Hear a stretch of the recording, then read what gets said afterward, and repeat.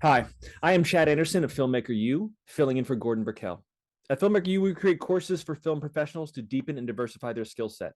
You can learn more on filmmakeru.com or follow us on Instagram at filmmaker_u. Every week, we interview a film professional, and this week, we are pleased to be joined by music editor Yuri Gorbachow, whose work includes so many episodes of so many programs, including The Handmaid's Tale, Penny Dreadful, The Tudors, and most recently, Vikings Valhalla. Welcome to the show, Yuri. I'm pleased to have you here. Thank you so much for joining us. Great. Thanks for having me on. I first want to get started and talk about how you got started, really. You have what I'm looking at is almost 5 decades of work, starting back into the 80s. What introduced you to doing music editing? It's a kind of a niche category of post-production. Where was your entryway into that? Sure. So I trained as a recording engineer, music industry arts program at one of the few schools that was doing that back in the 80s. It was London, Ontario, Canada, called Music Industry Arts at Fanshawe College. So I opted to go there. I had great visions of being a recording engineer and a record producer for the music industry, trained under those circumstances. But the school brought in an interesting component. They brought in audio post-production. Our new engineering teacher saw value in working audio for media, for visual media, and brought in the amazing tool known as the synchronizer. And that allowed us to lock to picture. And it was a nice little additional model. And fortunately, I found employment in my industry. I was paired with a recording studio that was undergoing interesting economic downturn.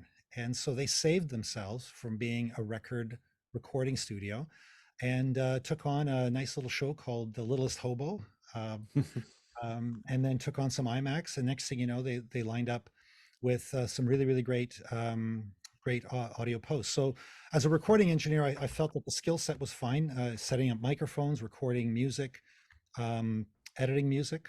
We were editing on with razor blades and quarter-inch tape. So there's some couple of interesting challenges and some kind of high-risk affairs. It's kind of funny. Like I teach at a school and I talk about some of my old war stories, right? And yeah, they get a kick out of taking a 2-inch piece of tape and slicing it and take out 4 bars. We do that to the master, and the engineer would just lean over to the assistant, the tape op, me, say, take out 4 bars, and away you go. So you got about a minute to do it. It's a high risk, high pressure act, if you can imagine. And you cut out the 4 bars and splice it together, put a piece of tape on, and continue doing overdubs with 15, 20 people on the floor waiting for their next pass. So um, I kind of settled into it. I let the company do its thing for about 5, 6 years, and then as circumstances would have it, I went freelance. Hung a shingle on my own little office door, and started offering my services principally in music editing. While I was at the company, I was offered the chance to mix, to ADR, foley. Uh, um, I became the floater, as it were. I remember the general manager asking me as I grew into my position, "What is it you want to do?" And I said, "Honestly, I want to do everything. I really don't want to be pigeonholed." We were a busy post house, and the thought of a floater appealed to him.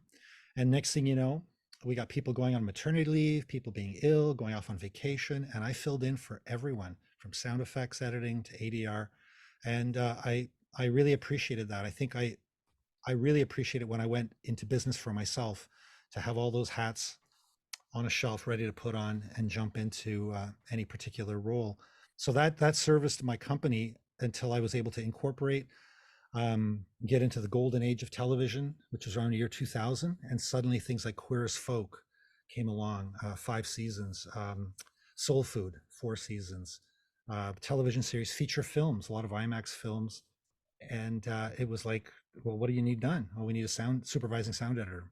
Okay, I'm into it. But with the golden age of television, they really needed a music editor's role, and it became a full-time job. And so I slowly started to divest of some of these other positions and became much more of a full-time music editor, and didn't realize that it opens up a gamut of rules that need to happen while getting that music into the show. I got into sound designing at a point when things were just developing. I was really fascinated by the idea that dialogue, effects, and music were all components of the soundtrack to a film, which had never occurred to me before. what gets me excited is coming up with sound ideas that do match picture, but also is not just the equivalent of what you're seeing on screen. I'm Eugene Garrity, and this is my course on sound design.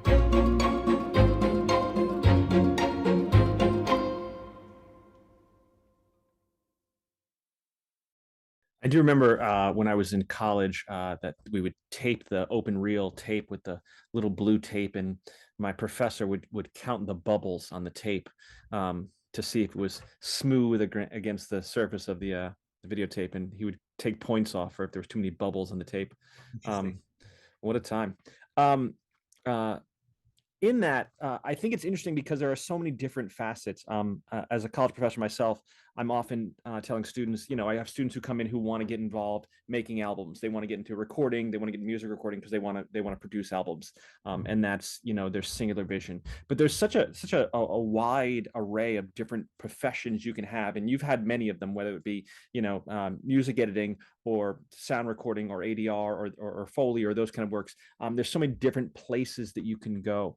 And in a TV show like Vikings Valhalla or even Queer as Folk, in anything, even in films, there's such an interesting,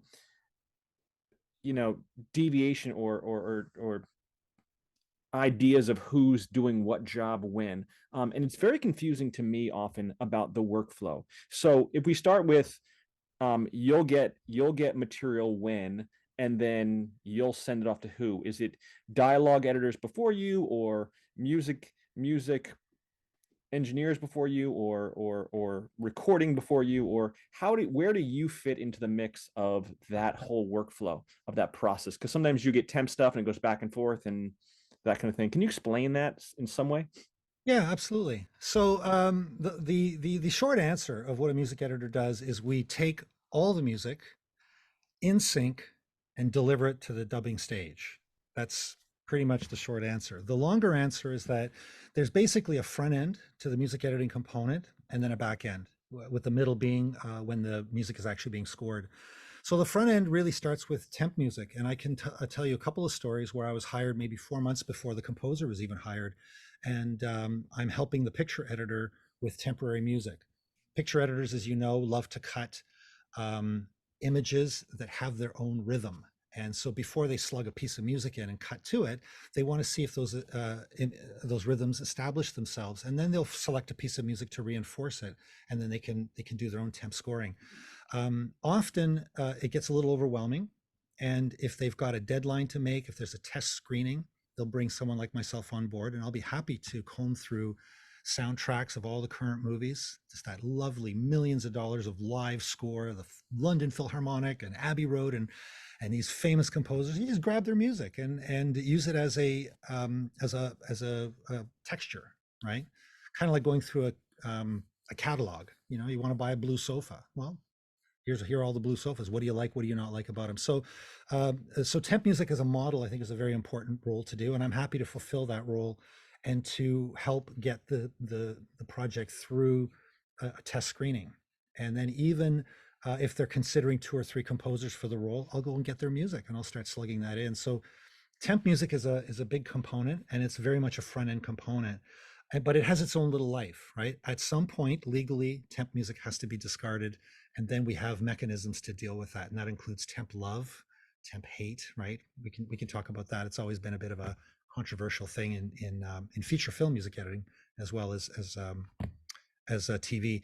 However, with a composer on board, they have a very important role to do. Their communication is directly through a showrunner or a director, and I'm really there to assist with that telling of the story. So we'll start with a music spotting session. I'm the keeper of the notes. There's a lot of people in the room: picture editor, post-production supervisor, the principal is composer and showrunner. They have the important conversation, and we're all making sure that we're picking up on the needs that have to happen. Score will be separated out from any source music. We might have a music supervisor on the show. There might be 5 or 6 pop tunes that need to be cleared for whatever reason.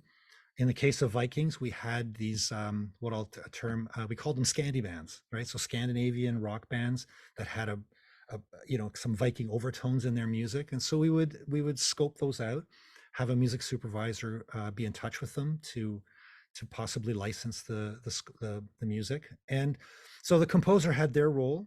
I had my role managing both the source and the score. It would come to me, and then I would keep track of it. You might have in a 43-minute, let's see, 46:30, you might have 24, 25 minutes of music, but it's not unheard of to have up to 34 minutes of music in a 46-minute show. So you have to separate it out to who's going to do what. And then I'm keeping track of a library of the composer's previous material. So if we're on episode 4 or 5, and we're doing that music spotting session, it could be noted that a particular piece of music in the temp, which is from the composer's score from a previous episode, is working really well. In which case, the decision can be, well, you handle it. It's why don't you, let's try to take 3 or 4 minutes of music off the composer's plate so they can focus on a particular new cue, right? It's not unusual to find a section where it'd be really great to bring in some live players for 3 minutes of the episode. So if the production can find some money and create a live section, the composer will focus on that, and in return, I'll try to take 3 minutes off their plate in some other area where we've got music from the library that I can kick in. So that's I've got my own library tasks. The first pass of the music comes in from the composer, and I need to send it out for presentation. Right, it'll come to me first. I'll give it a mix with the existing dialogue and sound effects, and send this off to all the people who have the right to comment, and they will create their notes and send it back to the composer for a second pass for some tweaks. Right, not all the music is received 100%. A lot of it is really good, but some of them will be little notes. And then I'm happy to send those notes and then wait for the second pass, and then those I'll get to the stage ready for mixing. I don't know. It's, in a nutshell, that's quite a bit, but Yeah. that's that role anyway. Getting it to the stage. Yeah. I always, because for me, it's always to think about all those kind of working parts of where it is. It kind of makes your head spin a little bit of kind of keeping track of it. For a show like Vikings Valhalla, how much of a shift from Vikings to Valhalla, from the original Vikings to Vikings Valhalla, was there a tonal shift, or was there something that you approached it as this is the new thing, or was it more of the same, just continuation on as your process went through? Right. I would say that the music did have a shift, even within the seasons of the original Vikings. There would be an arc as we would leave an episode. Other characters would come into play. In the case of Vikings Valhalla, there was still an appetite for Vikings. It's a very popular TV series, and the show basically jumped ahead 150 years in story. So that brought in new characters, that brought in new stories, and when we reconvened, I mean, pretty much the same team was brought back musically. We reconvened and saw the development of the story arc, and how could we support that with music? Once again, it's the composer's music. They're the ones bringing those colors, and I'm happy to assist that process. So there was a shift, as there usually is. Even from season 1 to season 2, there was some shifts as new characters come into play. So I would say it's constantly evolving. Now, I want to ask a bit of a nerdy question, I guess, or an audio tech nerdy. I see behind you there's a whole bunch of gear, and you're obviously in your studio or in one of your studios. There's a trend in post to work exclusively in the box, as the young people say. Are you moving more towards working inside of Pro Tools, or are you still using outboard gear, and how much of that is the balance there? Yeah, so that gear that you see right there, that's all my old stuff. I don't have the heart to release it. There's a couple of reverb units in there that I might bring back into play, but ultimately, from a workflow perspective, being in the box is really, really good. And over time, the plugins have gotten better and better. You can hear them getting better. You start to develop your favorites, and so there's a lot of processing that happens in the box. As a music engineer, though, the front end still requires mic preamps. Those are outboard boxes, and we have our favorite, compressors, something to squeeze at the very end. So I personally am happy to be in the box if that was the only choice, but um, no, there's still some good old. I think if you look back and go, I had a way of solving a problem, and it involved these boxes, and I'm hesitant to let them go, because if the problem comes up again, I'd hate to have that memory, that horrible memory of like, oh, I know exactly how to fix it, but I got rid of the box. So maybe part of a little bit of hoarding, part of just good management. If you have the space, it pays to keep the boxes as long as they're working, because you never know when you need to swing something in, and a very quick solution can happen because of that past experience.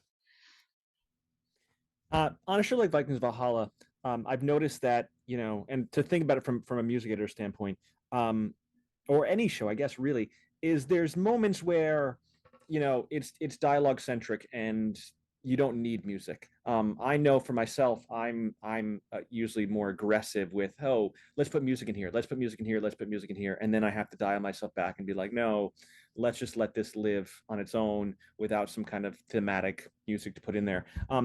How do you deal with silence or moments when, hey, you want to put in music, or maybe you don't want to put in music? How do you work that out in your approach? Okay. So silence, I guess the term is let them act. Yeah. We can leave a scene dry. On some level, every scene is looked at dry from everybody, including the picture editor. Um, if a scene begs for music, then there's an opportunity to lay it up, and then the next question becomes, is it enough music? But I'll give you a really, really good example of where music can find itself being pulled back. um, During the music spot, there is a fair amount of temp music that's already there, whether I cut some of it or the picture editor cuts some of it. We're going to spot to something, and the music comes in, does its thing, and goes out.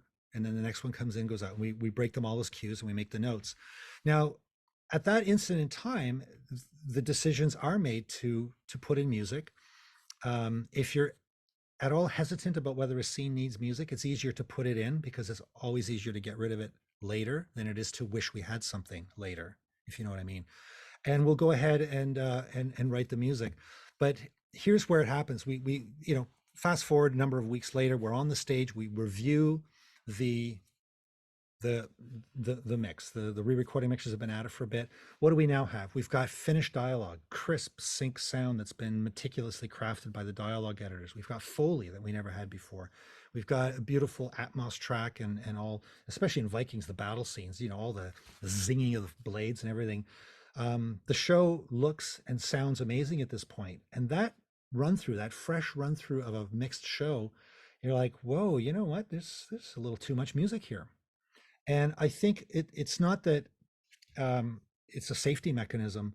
I just think it's prudent to prepare yourself with all the departments bringing their best, and then being able to look back on it and go, now that we've got a full soundscape in there, this cue is a little bit redundant, and we should consider dropping it. But a more realistic sense would be the cue started a little too early and went a little longer than it needed to be. So we can lop off the beginning of the cue and lop off the end of the cue, but how do we make it sound like it comes to an end? We don't want to pick up the cue and just move it if it starts too early. So the cue, we look at it and we go, you know what? I don't think we need music for the first 18 seconds. So now what? And that's where I can come in and say, well, the cue does need to have a proper beginning. So let me move it to the new location, and then at some point I'll splice back into the current version of the cue. So that can happen a lot more often than we think, and it's kind of a healthy mode to spot at its stage, and then to spot again with the mix complete and to come up with a new set of notes. Things can change, and they should. They should, as there's so many different things in motion. I was thinking about your work on The Handmaid's Tale. I think what was one of the things that was interesting about Handmaid's Tale was the sense of a tonal irony. There's a lot of songs that are empowering, female, you know, centric kind of, there's Leslie Gore's You Don't Own Me, and there's some Aretha Franklin there. Some of the the popular music throughout generations really set a sense of this kind of happy-go-lucky. Sometimes they're light songs. How did those decisions come about? And was there a some kind of a message of being playful in the idea of being ironic? Right. So the source music is generated within the picture editing phase. The showrunners are bringing up a lot of different options. I would sometimes be sent a stack of CDs and to try cutting in all the different options. Um, there are good reasons why a cue may or may not make it, but the playfulness, the curiosity, trying out different things and having it evolve, I'm happy to um, help do that. So it would be lay up these cues, try to mix them in with the current picture, and then create a presentation reel and have them evolve. So a team effort for sure. But ultimately, the song is chosen for its maximum impact, and I'm it's great. I mean, a lot of the times you're just sort of going, man, that was such a great choice. But honestly, there were other choices in the mix. Like once you see the end result, that's the sum total of all the decisions that had been made. But there were others they were in the hopper, being tested, and ultimately the best choice given all the circumstances makes its way through. It's a remarkable part of the series for sure, is those source cues. Do you have opinions about working in TV versus working in film? Doing a feature-length film versus a TV series like Vikings Valhalla or something like that? Um, Yeah. I love working in all the different genres. My career had kind of put me into a group for a number of years, maybe even a decade. Um, the last little bit, the last 10-year bit, just look at Vikings one series. I mean, we started that in 2013, and here we are 10 years later, finally bringing it to an end. So that was a big series of mine. Concurrently working with Handmaid's Tale, there was Penny Dreadful in there. There was, I think you mentioned the Tudors, the Borgias. They all kind of, made their way through. I think the Tudors came and went before Vikings, but nonetheless, I found myself since probably around the year 2000, the golden age of television, pretty much working on TV series. There were a couple of features. I'm trying to remember 2008, 2010. Seems like a long time ago, but there was a dance film that they would bring me in on 60 cues. It was a movie about a dance competition, and so they had all these crews, and it was a tremendous amount of work. So from a feature film standpoint, similar things apply. Multiple choices, try them out. The picture, of course, is constantly changing. We haven't touched on that. Um, the workflow sort of has me presenting the cues as they come in, but guess what? Picture changes, and a couple of nips and tucks, and next thing you know, we've got cues that aren't matching. So anyway, that's another technical aspect. But yeah, the cycle of television and its nature, its serial nature, brings a lot of roles for a music editor, whereas in a feature film, it's a little bit more self-contained. And depending on the feature, it could be a fairly simplified role where you take the music and bring it, make a few changes. But an ongoing serial that has a longer arc will definitely bring more opportunity for music editorial, the actual nuts and meat and potatoes, nuts and bolts, that type of thing. Sure, sure. Now you mentioned, and I was curious about this. You mentioned working on, say, Penny Dreadful or Handmaid's Tale while you're working on Vikings Valhalla. There's a lot of shows. Looking at your portfolio or your collection of things you've worked on, there's a lot of shows happening simultaneously. Yeah. Does it get confusing what you're doing each day and how you're working, and how do you manage that? Is it a series of lists of like, where's my brain today in terms of the workload? Absolutely. I admit sometimes I'm thinking of a scene and I'm like, whoa, that's the wrong show, right? Um, but honestly, workflow, technology, uh, being able to open up a session, work on it for a bit, be able to close it. Sometimes you have to do a fix. I can work on something, close it up, open something else for 5 minutes, output it, send it on its way, close it, and back to another show. The turnaround time is to the point where computers in general are kind of multitasking devices, right? They've got all these clock cycles, they're spinning and spinning, and most of the time they're waiting for the user to input something, right? So for me to be able to understand that if I'm working on multiple series at the same time, part of the workflow is to be prepared to shut a computer down and have everybody kind of on deck. So it was a lot harder when things were where we'd have to have a separate videotape machine, and you pop videotape, whether it was VHS or running off of a Betacam or something like that, where we didn't ingest the picture into Pro Tools. Then you had to worry about drop and non-drop frame and whether something was pulled up or pulled down. And the SMPTE timecode brought a lot of as long as you were on top of your switches, you could do it. But if you forgot to flick a switch, then you're like, what's going on? And so the turnaround times weren't that robust. But now we can jump from one show to another show on the same system. It helps to have assistants. It helps to have multiple rooms. So once you get into a bit of a facility, then you can work that a little bit. But it helps to get a couple of overlapping shows first before you start to work on concurrent shows. And again, part of the experience, part of the workflow. You just made me remember about Litzy versus Vitsy timecode, and yeah, longitudinal and all those other fun things, and drop frames, and oh man, good times. You mentioned Dolby Atmos. I'm fascinated by Dolby Atmos because that's a whole nother layer of work. How do you keep up with the ever evolving technology of audio production or audio post production?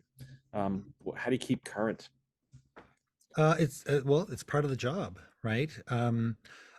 I've survived as a keyboard player, as a drummer, as a musician, and in the music world. I remember when MIDI first came out. I also remember when sampling came out, and these were both sort of work-changing technological reveals that had to be dealt with. And MIDI, of course, created a communication standard where more keyboards could be played and the signals could be routed. So it allowed sequencing to evolve. It allowed, let's face it, in the end, fewer people could do more of the work. And honestly, having witnessed it in past decades, technology has a natural evolution. People get hurt when the evolution is very rapid, and suddenly there's tons of people thrown out of work. That's not, I don't think, best for anybody. But if a technology comes in and slowly evolves, then there's people coming into the business and people leaving the business based on a subtle layer of pressures. So let me leave it at that. But we did the MIDI thing, and then we did the sampling thing, and all of a sudden there's less musicians being hired. But having said that, for those that picked up on it, for example, there are musicians available, a flautist, cello player. They all have their own rigs, and you can send them a MIDI file. You can send them a part and say, look, I need a part. And rather than having them come to you, they sort of set up and do their own studios, kind of like what voiceover is like now. People have their own rigs and they work from home. So I think there's an evolution, and there's opportunities, and information is kind of on its way out, and therefore the needs of that work are on its way up, but new workflows are coming in. So now, I'm sorry, it's a long way to answer your question, but we're talking about workflow. AI, for example, is now the latest rattle of the cage. And what do we do? Well, what is it? Where is it at right now? We might say that nothing to worry about. But then if every 3 months, every 6 months, something changes, I believe you have to stay on top of it. And I do have slow periods, and I love it when that happens because that's an opportunity to kind of upgrade the system. Computers have to be swapped all the time. It's amazing how another box comes along and increases your workflow by another 10, 20%. So I think staying on top of the tech is an important part. That speaker you notice in the back is my that would be my rear surround. So I have Dolby Atmos in my studio. I got 4 speakers in the ceiling. I have 7.1.4. I've got the renderer built in, and I'm a music editor. Like I'm handing my material off to the re-recording mixers who are doing it for real. But when I'm editing and I'm receiving stems and things are supposed to be used elsewhere, I can actually monitor that and make a note of it, so that when I prepare my sessions for delivery to the dub stage, I'm handing off something that the re-recording mixers can use right away, and I'm on top of that. In addition to the conversations that I have with re-recording mixers, I like to be able to listen to things in the Dolby Atmos environment. So I think it's part of the job. 10-15% of the time, save it for research and development, right? I think Yeah. that's corporations do that. They take 10% of their revenue and pop it into research and development. What's new? What's coming along? Yeah. How do we deal with it?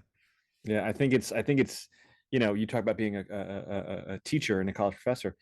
It's always this question of what are we teaching to the next generation, and how do we stay ahead of, do I have to teach my students Dolby Atmos now? I just got finished teaching them 5.1, and now I'm into Dolby Atmos now, and I just had a conversation with my students about this, like, hey, this is going to be a thing that you're going to have to know about. It's amazing. Lastly, a silly question that I want to ask. Do you have a guilty pleasure? Is there something that you do watch for fun, for Yeah. amusement, just to kind of relax the brain at the end of a long day? Something that you find pleasure of that may be a little bit embarrassing? Embarrassing, yeah, for sure. No, not really. I was thinking, I love to watch television. I find myself watching it on purpose. I've got to find out what else is going on. And even if I watch the first 3 episodes of everything that's possibly out there, The Marvelous Mrs. Maisel, like, okay, what's going on? Let's watch. And then I'll end up watching until it's like, oh my God, there's so much that needs to be watched. But a couple of guilty pleasures is every Friday I don't miss Shark Tank. I just love it. And so yeah, it's a Friday about 8 o'clock. Work is done for the day. I come up. My wife and I love to watch Shark Tank, and that's kind of one of our guilty pleasures. Is we just watch people pitching ideas, and I look at that and I go, I could never do that. I could never be an entrepreneur. I'm a media person, but there's something about me that just wishes I could come up with $1 million product. But the more funnier if I may say that, was Shark Tank was on a hiatus, and they brought in the Great Canadian Bake Off, and they were grabbing bakers from all around the world. Sorry, all around Canada. I'm sorry, they should do a world one. And they had the West Coast, BC and Alberta, and then whatever in Ontario and Quebec and the Maritimes. And they had 4 chefs, and then they would, it was kind of like The Voice. Yeah. For baking, and I couldn't take my eyes off it. And I was just watching the creations that these bakers made. I don't know, couldn't take my eyes off of it, and it was fun. It was fun, and now it's over. And is there another season? And it is a guilty pleasure. It's so much fun to watch. What I liked about it was that it was a feel good show. It was, it wasn't a typical, competitive nature of shows. There wasn't a high level of animosity between players or between whatever's. Everyone was pretty relatively considerate and nice, and it was just, yeah. There's a couple of those baking shows that are just mostly feel good and not hostile, as reality television sometimes can be. Well, that's going to be it for us. That's it for this week. You can check us out at filmmakeru.com or follow us on Instagram at filmmaker_u. I'm Chad Anderson. Thank you, Yuri, so much for joining us, and thank you all for watching. We'll see you next time.